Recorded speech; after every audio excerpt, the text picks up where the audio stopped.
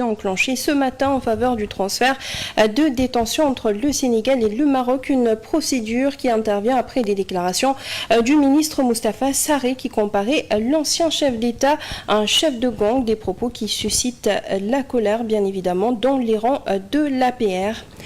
Et puis à l'international, guerre en Ukraine, l'Europe tente de reprendre la main sur les négociations voulues par Donald Trump. Des décisions ont été prises en ce sens lors d'un sommet sur la sécurité européenne. C'était hier. Voilà tout pour l'essentiel des titres. Le développement, c'est tout de suite.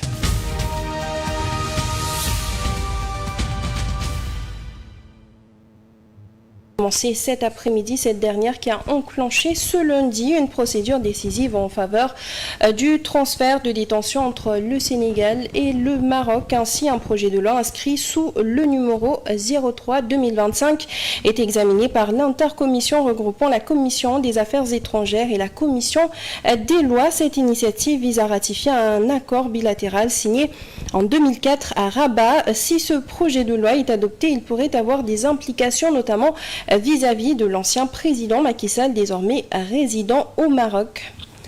Et il faut le rappeler, ce contexte juridique survient après que le ministre Moustapha Sarré ait accusé l'ancien président Macky Sall d'être à la tête d'un gang, le menaçant d'une incarcération imminente dans les rangs de l'APR. La colère prévaut après ses propos. L'ancien porte-parole du gouvernement, Maître Oumar Youm, dénonce ainsi ses propos venant d'un porte-parole du gouvernement, Mamadou Kanté pour Le Point.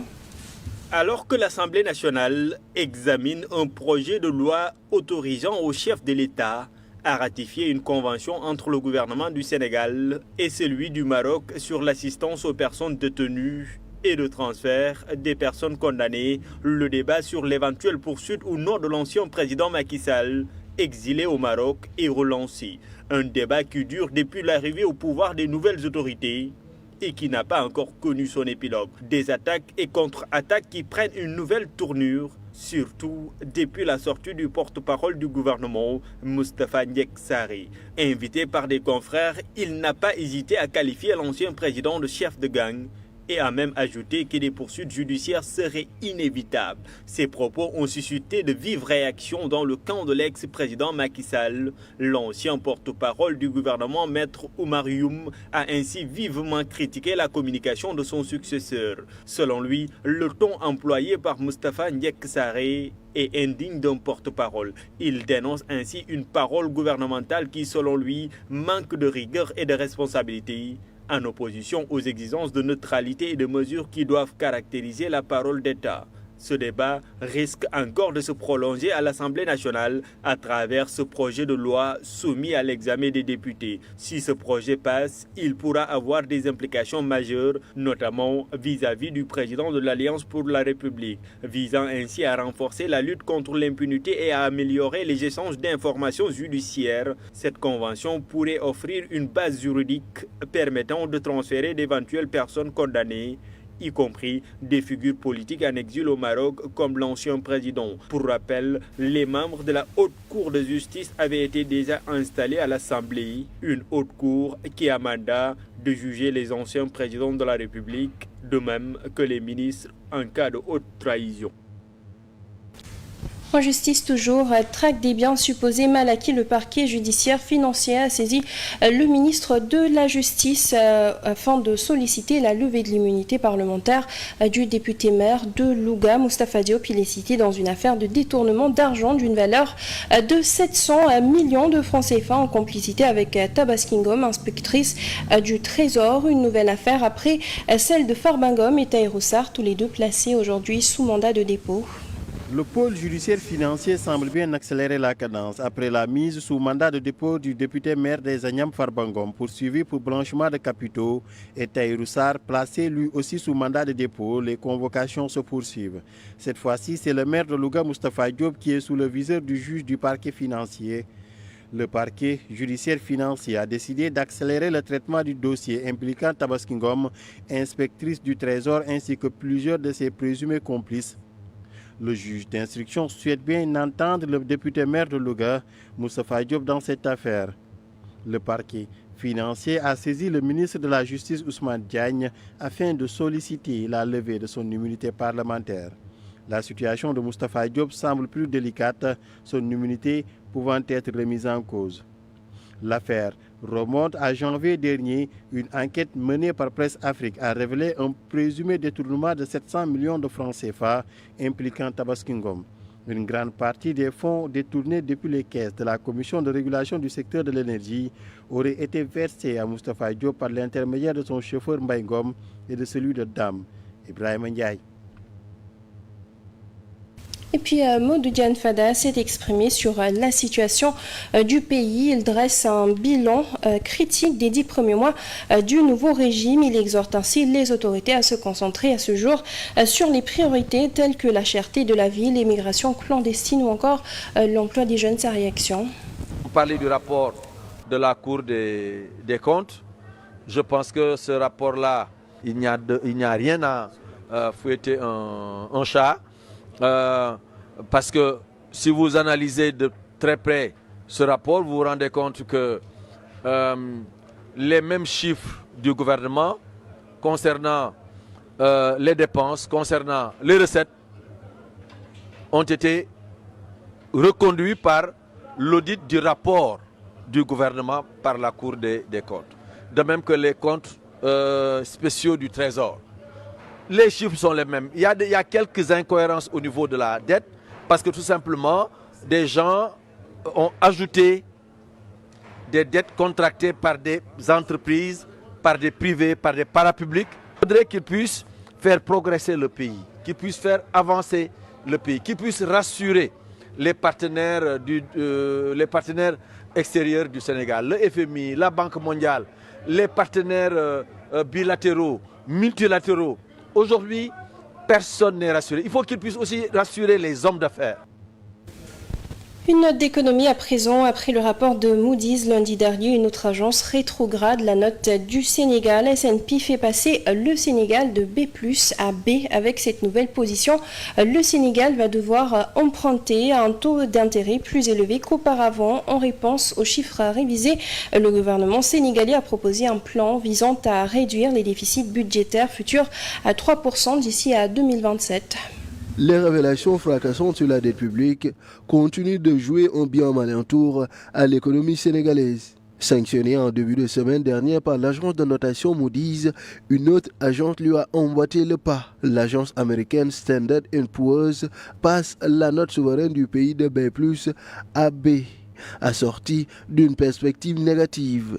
Ce qui signifierait en termes simples que le Sénégal va devoir emprunter à un taux d'intérêt plus élevé qu'auparavant. Une dégringolade de l'économie sénégalaise qui serait consécutive à la razzia des comptes publics, étayée par le rapport de la Cour des comptes, avec une dette de presque 106% du PIB.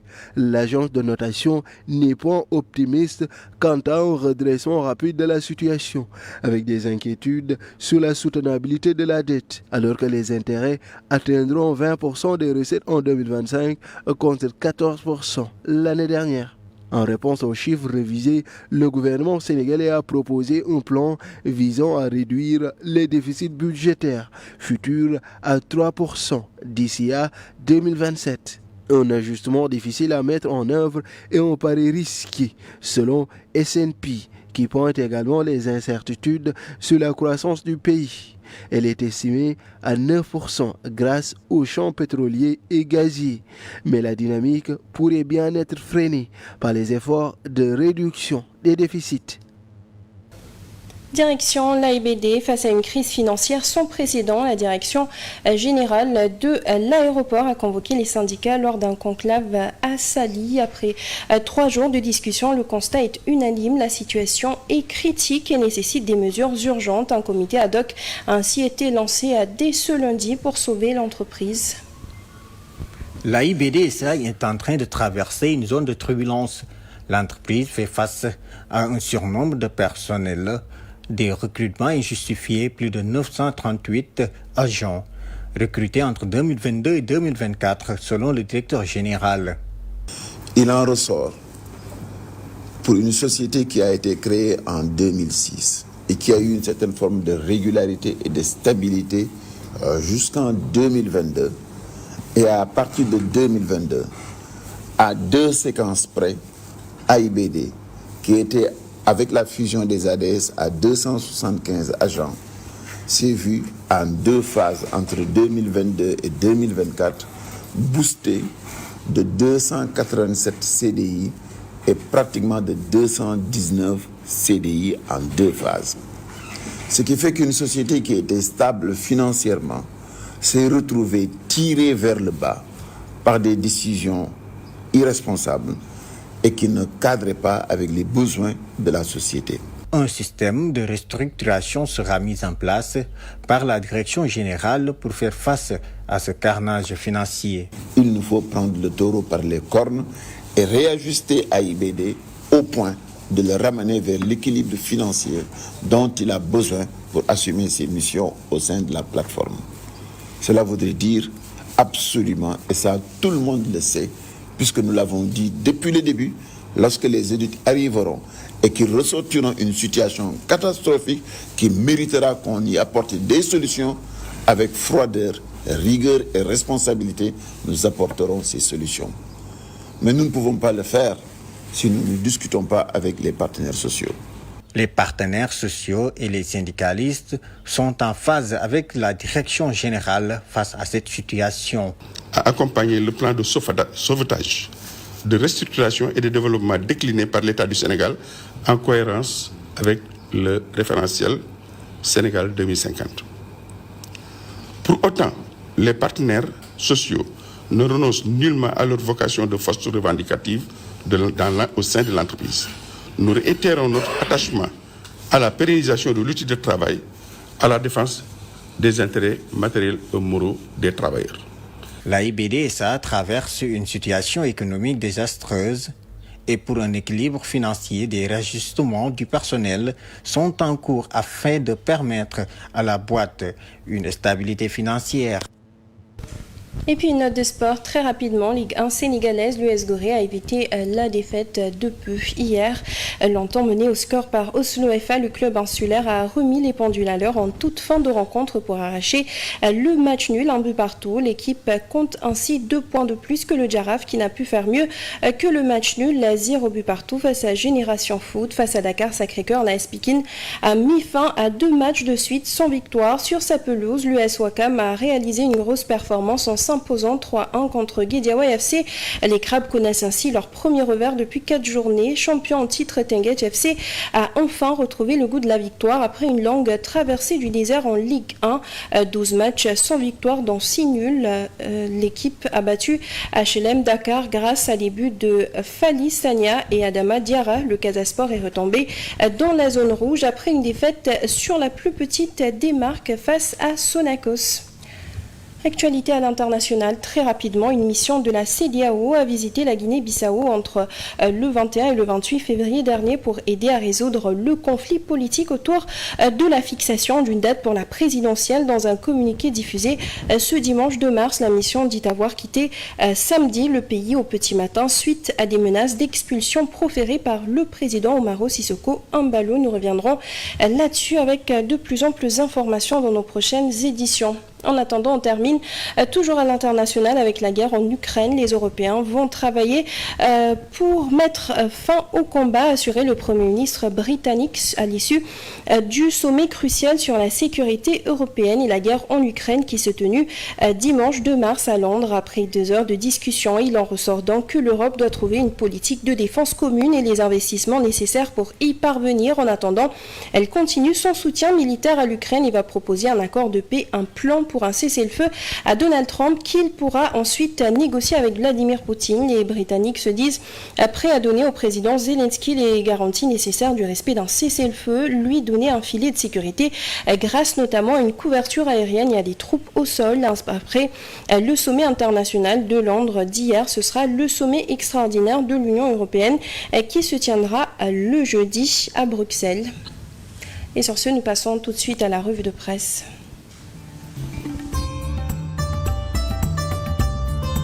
Bonjour, nombreux sont les journaux qui sont revenus sur la conjoncture difficile au Sénégal en lien avec souvent des problèmes de gouvernance. Le Quotidien et Walf Quotidien reviennent sur la dernière dégradation de la note souveraine du Sénégal. Le Sénégal en dessus des standards, titre à ce sujet les deux premiers quotidiens. Après Moody's, c'est au tour de l'agence de notation américaine Standard & Poor's de décerner une mauvaise note du Sénégal, écrit le Quotidien qui souligne que le pays, à cause de la note B négative attribuée au Standard & Poor's, va devoir emprunter à un taux d'intérêt plus élevé qu'auparavant. Sur le journal, le rapport de la Cour des comptes sur l'état des finances publiques a une dette élevée que celles annoncées par les anciennes autorités ne sont pas étrangères à cette dégradation. Sur le Walf Quotidien, les Sénégalais risquent de boire le calice jusqu'à la lie et sans lequel la mauvaise santé de l'économie sénégalaise se manifeste déjà. Des licenciements en masse et la double dégradation de la note souveraine du Sénégal. Dans Walf Quotidien, on affirme que ce n'est pas l'arbre qui cache la forêt. Le pire est à venir avec l'arrêt des subventions énergétiques qui va occasionner une hausse des prix des factures de production et donc du coût de la vie près du Walf. L'AS évoque le cas de licenciement dont 500 travailleurs à l'aéroport international Blaise Diagne.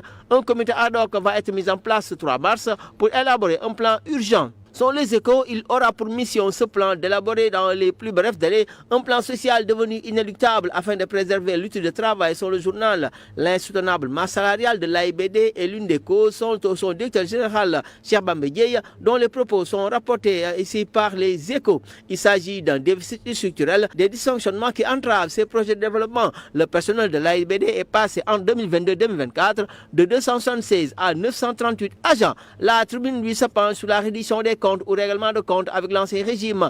Tahirou Sarr et Farba Ngom, Lat Diop et Samuel Sarr en prison, d'autres dignitaires et d'anciens régimes en ligne de mire. Ce soir estime que concernant la réduction des comptes, que l'ancien président Macky Sall peut être concerné par l'examen de projet de loi autorisant le président de la République à ratifier la convention entre le Sénégal et le Maroc sur l'assistance des personnes détenues et le transfèrement des personnes condamnées, signé le 17 décembre 2024 à Rabat. Mais l'APR ne s'est pas laissé faire suite à cette déclaration de Moustapha Ndiaye Sarré à l'endroit de Macky. Son vox populi, c'est Abdou Mbow qui monte et chrono et démontre le ministre. Les Sénégalais attendent des vivres dans leurs assiettes et pas des tonrades de haine, a déclaré Abdou Mbow dans les colonnes du journal Vox Populi. L'Observateur, lui, est d'avis que Moustapha Diop, dans la NAS, à moins qu'un miracle ne se produise, la machine judiciaire risque de compresser le maire de Louga qui file tout droit vers le parc judiciaire financier.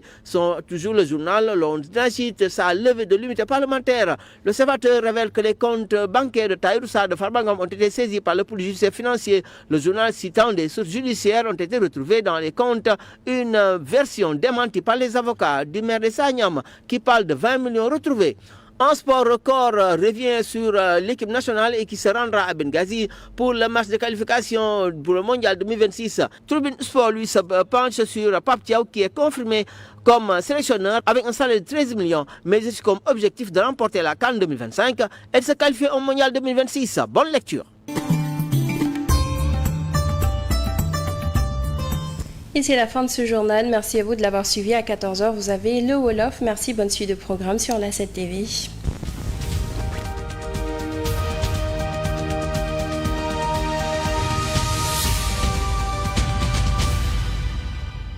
يا من أظهر الجميل